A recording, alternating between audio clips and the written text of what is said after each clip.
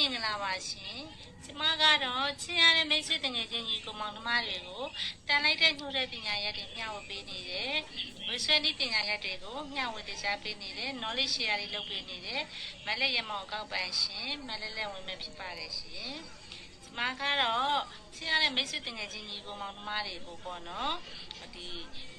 ငွေကြီးပုံမှာထားရှိတဲ့အမြင်တွေကိုပြောင်းလဲတွေးထင်ပေးလိုက်ရုံနဲ့ပေါ့နော်ကိုယ့်ရှိမှာပိတ်ဆို့နေတယ်ပေါ့နော်ဒီ money flow ဖြစ်နေတဲ့ flow တွေကိုဖြည့်ရှင်းပြီးတော့ရင်ကျမတို့ရဲ့ငွေဝင်လမ်းကြောင်းတွေကိုဖွင့်ပေးတဲ့ပွင့်သွားစေတဲ့အချွမ်းရင်တွေအကြောင်းကိုကျမကဒီနေ့မျှဝေပေးချင်ပါတယ်ရှင်ရှင်းရတဲ့မိတ်ဆွေတငယ်ချင်းညီကိုမောင်နှမတူတယောက်ချစ်စီတိုင်းမှာပေါ့နော်ကျမတို့ရဲ့ဒီငွေဆွဲနည်းပညာရပ်တွေကိုနားလည်တဲ့သူတွေရှိတယ်လို့ငွေဆွဲနည်းပညာရပ်အကြောင်းကိုလှုပ်ဝက်ချက်အကြောင်းကိုလုံးဝမသိရှိနားမလည်တဲ့သူတွေလည်းများစွာရှိပါတယ်နော်။အဲကြောင့်မို့လို့မလဲရဲ့ဒီဗီဒီယိုလေးကိုတွေ့လို့ရှိရင်ကြော်မသွားဘဲနဲ့ပြီးဆုံးအောင်ကြည့်သွားပေးဖို့အတွက်မေတ္တာရပ်ခံပါတယ်ရှင်။ကျမတို့တွေဟာတနေ့တနေ့မှာပေါ့နော်ဒီမျက်စိနှလုံးပွင့်လာပြီဆိုကြတဲ့ကံပေါ့နော်ဒီတနေ့တာရှင်သန်မှုတစ်ခုအတွက်ဒီကျမတို့စားဝင်နေရည်တွေဖြည့်ရှင်းရတယ်ကျမတို့ရဲ့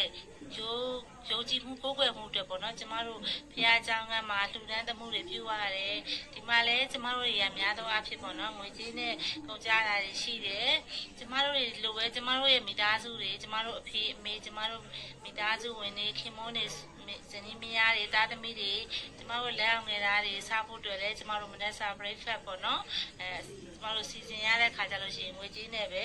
စီစဉ်ရတာပေါ့နော်အရာရာဟာငွေရှိမှအစီပြေမှလေနော်ဒါကြောင့်မလို့ကျမတို့ငွေနဲ့တာ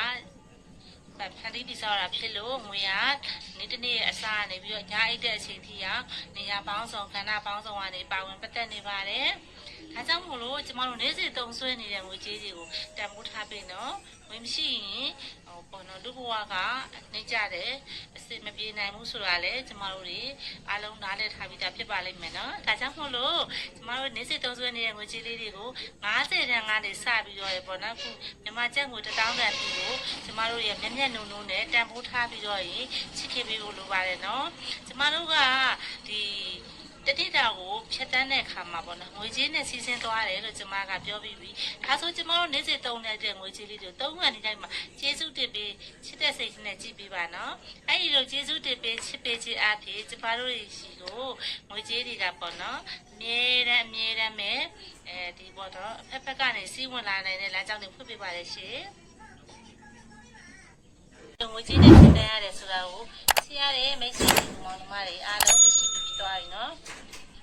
ဒီလိုဖြတ်တန်းနေရတဲ့နေ့ရက်တိုင်းအတွက်ကျမတို့တွေကနော်ရှာဖွေနေရတဲ့ငွေကြေးတွေပေါ်မှာတစ်ခါစိတ်ပြက်မိတာရှိတယ်နော်စံကလေးရှားတာအရန်ခက်တာပဲငွေတွေကလည်းဝင်လာသလားမလောက်ဘူးနော်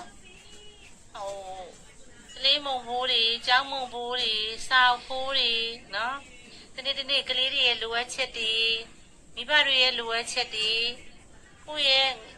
ကိုမောင်နှမတွေလက်အောင်ငယ်သားတွေရဲ့လိုအပ်ချက်တွေဒါတွေအားလုံးကိုဖြည့်ဆည်းရင်းနဲ့ငွေရဝင်တဲ့ငွေနဲ့ထွက်တဲ့ငွေတွေကမကာမိတဲ့အရာမျိုးတွေလည်းဖြစ်နေတတ်ပါတယ်နော်အဲ့လိုဖြစ်နေပြီဆိုလို့ရှိရင်ကျမတို့တွေကကိုယ့်ရဲ့ပတ်စံအိတ်ကလေးကိုတတိချာပြန်လဲဆက်စစ်ကြည့်ပါနော်ပတ်စံအိတ်ကလေးထဲမှာငွေကနေလွဲပြီးလို့ရှိရင်ငွေချင်းနဲ့မသက်ဆိုင်တဲ့အရာတွေကိုထည့်ထားမိတဲ့အရာမျိုးတွေလည်းဖြစ်နေတတ်တယ်ပြီးပြီဆိုရင်ကျမတို့ကလေပတ်စံအိတ်ထဲမှာထည့်ထားရမယ့်အရာလေးတစ်ခုကြောင်းကိုလည်းဒီနေ့ပြပြချင်သေးတယ်နော်။ဒါလည်းဆိုရင်ပတ်စံအိတ်ထဲမှာများသောအားဖြင့်ဒီမှာပတ်စံနေပဲထည့်ရတယ်ပေါ့နော်။ပတ်စံအိတ်ထဲမှာပတ်စံနဲ့မသက်ဆိုင်တဲ့အရာတွေတိတ်ပြီးထည့်တာမရှိတော့ဘူးပေါ့နော်။အခုဆိုလို့ရှိရင်အခုမလဲအိတ်ထဲမှာမဖြစ်မနေထည့်ထားရတော့ဒီလိုအစိမ်းရောင်တရေခွင်းလေးတွေပဲဖြစ်ပါတယ်။ဒီအစိမ်းရောင်တရေခွင်းလေးတွေကပေါ့နော်။ငွေဝင်နေကိုကလေဝင်သမျှငွေမမြဲဘူးလို့ဖြစ်နေတယ်ပေါ့နော်ဝင်တဲ့ငွေနဲ့ထွက်တဲ့ငွေနဲ့လည်းမမျှတာဘူးလို့ထင်တယ်ဆိုလို့ရှိရင်နော်ဒီလိုအစိမ်းရောက်တည်ခွန်လေးသုံးဝင်းကိုမိသုံးနေတဲ့ပတ်စံရည်တွေကိုထည့်ထားလိုက်ပါနော်အဲ့လိုထည့်ထားပေးလိုက်ခြင်းအပြင်ဝင်လာတဲ့ငွေတွေကလည်းမြဲတယ်ပေါ့နော်ကုန်တိကုန်ထိုက်တဲ့နေရာတွေမှာတော့ကုန်ကြစိတ်တွေရှိမှာပေါ့နော်ဒါပေမဲ့ဒီကိုနင်းစင်ကုန်ကြနေတဲ့ငွေချေးထက် စာပေါင်းများစွာသောငွေကြေးတွေကကိုယ့်စီကိုစီးဝင်လာမှာပါနော်။အားကြောင့်မို့လို့ဒါလေးရပေါ့နော်ဒီအစိမ်းရောင်ဆိုတာကတော့ဒီမှာတော့ငွေကြေးကိုကိုစားပြုပါတယ်နော်။ပတ်စံတွေကိုကိုစားပြုတဲ့ရောင်လေးလည်းဖြစ်တယ်။တရေခွင်းဆိုတာကပတ်စံတွေမှာစီးထားတဲ့အရာတွေလေဒါကြောင့်မလက်ကဒီတရေခွင်းလေးအစိမ်းရောင်လေးသုံးလေးကိုပတ်စံတွေမှာအမြဲတမ်းထည့်ပြီးဆောင်ထားတယ်။ဒါကငွေကြေးကိုပေါ့နော်ဒီချုပ်ကန်နေခြင်းတစ်မျိုးလည်းဖြစ်တယ်ပေါ့။နောက်တစ်ခုကကြတော့မလေးတို့ကကိုတုံးလိုက်တဲ့ငွေလေးတွေကိုတောင်းကန်နေတိုင်းမှာပေါ့နော်ကျေးဇူးတင်ပေးဖလှယ်လိုက်တာလို့ကိုယ်စိတ်ထဲမှာသတ်မှတ်ထားပြီနော်နေ့စဉ်ရှင်းတတ်မှုတစ်ခုတွေနေ့စဉ်ရက်တမှုတစ်ခုတွေလိုအပ်နေတဲ့အရာတွေနဲ့ဒီငွေကြေးလေးနဲ့ကိုဖလှယ်ပြီးသုံးစွဲလိုက်ရတာဖြစ်လို့ပတ်စံလေးကိုစားခဏသွားပြီးပါနော်မိသားစုအခက်အခဲတွေမိသားစုလိုအပ်ချက်တွေကိုဖြည့်ဆည်းပြီးပြီဆိုလို့ရှိရင်ပတ်စံလေးကရောက်တဲ့နေရာကနေပေါင်းဖို့တင်ငယ်ချင်းမိတ်ဆွေတွေခေါ်ပြီးတော့ငါစီပြန်လာနော်ဒါကလေမဖြစ်မနေမို့လို့ဒါတုံးလိုက်ရတာပါပတ်စံလေးရဲ့ကျမတို့တွေကပေါ့နော်ငွေချင်းနဲ့ဆက်ပြီးသုံးဆွဲရတာဖြစ်လို့ပတ်စံလေးကျေးဇူးတင်ပါတယ်နော်ပတ်စံလေးကတကယ်ချင်းမိတ်ဆွေပေါင်းခေါ်လာတဲ့အခါငါလေပတ်စံလေးကိုထားဖို့အတွက်မိရတက်တာတွေလည်းရှိရနော်ပတ်စံလေးကိုပျော်ပျော်ရွှင်ထားမှာပါပတ်စံလေးကပေါင်းဖို့တင်ငယ်ချင်းတွေလည်းငါထည့်ထားပေးတဲ့မိကတက်တာတွေမှာလွတ်လွတ်လပ်လပ်ပျော်ပျော်ရွှင်ရွှင်နဲ့နေပေးပါနော်နောက်ထပ်တော့ပေါင်းဖို့တင်ငယ်ချင်းကိုငွေတွေပတ်စံတွေကိုလည်းထက်ခါခေါ်လာခဲ့ပေးနော်လို့ကျမတို့ကသူ့ကိုချစ်တဲ့စိတ်ပေါ့နော်လေးစားတဲ့ထိတ်စိတ်နေရာပေးတဲ့စိတ်ကလေးနဲ့ပြောပြရမယ်နော်အဲ့ဒီလိုပြောပြမှလည်းအော် तू ကငါ့ကိုချစ်ပါလား तू ကငါ့ကိုအလေးထားပါလား तू ကငါ့ကိုနေရာပေးပါလားဆို तू ကလည်းကျမတို့ရှိမှပြောမှလေးနော်အဲ့ဒါကကျမတို့ကဘာလို့ထားလဲဆိုလို့ရှိရင်ပေါ့နော်ကျမတို့ငွေပေါ်မှာထားခဲ့မိတဲ့ကျမတို့တွေပေါ့နော်ဒီ negative ပေါ့နော်ဒီအတွေးအမြင်တွေပေါ့နော်ဒီကျမတို့မကောင်းတဲ့ mindset တွေကိုကျမတို့ပြုပြင်ပြောင်းလဲပြီးတော့ချိန်လိုက်တာအဲ့လိုချိန်လိုက်ခံမှာကျမတို့ကငွေပေါ်မှာပေါ့နော်ပတ်စံကလည်းရှားတာရမ်းခတ်တာပဲဝင်နဲ့တုံးရတဲ့ဝင်တွေကလည်းမကာမီဘူးပေါ့နော်ငါကရတာတလောက်တုံးရတာတလောက်ပေါ့ဒါမှမဟုတ်ပတ်စံကပေါ့နော်ကို3လောက်အောင်ကိုမဝင်ဘူးဆိုကျမတို့ငွေကိုပြစ်တင်ပြောဆိုခဲ့တဲ့စကားတွေရှိရလေအဲကြောင့်မို့လို့ကျမတို့ကဒီနေ့တည်းရဲ့ဒီချိန်တီးတဲ့အချိန်ကစပြီးငွေပေါ်မှာအပြစ်တင်ခဲ့တာပြောဆိုခဲ့တာညီစုခဲ့တာတွေကိုကျမတို့ဒီနေ့ကစပြီးတော့ကိုနဲ့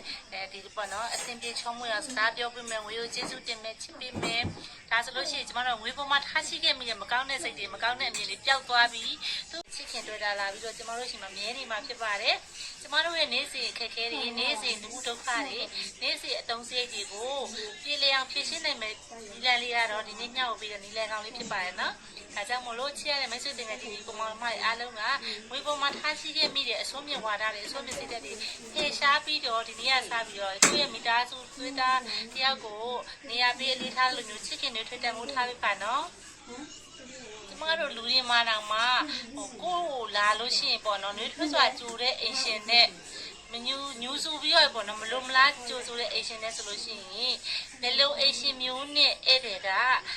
နေချင်းမလဲရှင်စဉ်းစားကြည့်ပေါ့နော်ဒါဆိုလို့ရှိရင်ကျမတို့ကသူ့ကိုနှွေးထွေးတယ်သူ့ကိုလဲပြပြငါဆက်ဆံနေဆိုလို့ရှိရင်အဲ့ဒီလိုလူမျိုးရှိမှသူကအကြာကြီးနေချင်ပါလေနော်အဲကြောင့်ကျမတို့ငွေပေါ်မှာထားရှိခဲ့မိတဲ့မှားယွင်းတဲ့အတွေးတွေနဲ့မှားယွင်းတဲ့အမြင်တွေကိုကျမတို့တွေကမေ့ပြောက်ပြီးတော့ဒီနေ့ကစပြီးတော့ရင်ကောင်းမွန်တဲ့စိတ်ဓာတ်တွေနဲ့ပေါ့နော်နှွေးထွေးစွာနဲ့ကျမတို့ငွေလေးကိုချစ်ခင်စွာကြိုးစားပေးလိုက်ပါရှင်အဲဆိုရင်ကျမတို့ရဲ့တနေ့တာကျမတို့စီမံခန့်ခွဲရတဲ့ငွေကြေးစီမံချက်တွေကလည်းအေးချမ်းတော့မှာပါရှင်โอเคနော်